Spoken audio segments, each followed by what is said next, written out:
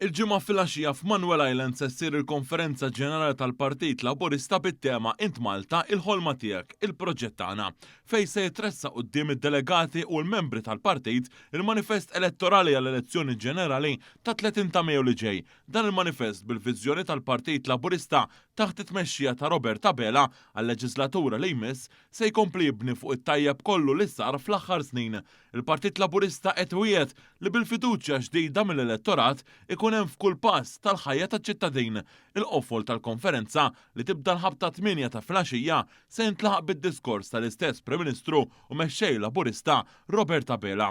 Dan fl-istess ġimgħa li l-Gvern iffirma il-ftehim storiku mal-Konsorzju Midi biex Manuel Island u Fortitinje jingħataw lura għad-gawdija tal-familji Maltin u Għawċin kif imwiegħed minn Dr. Abela stess.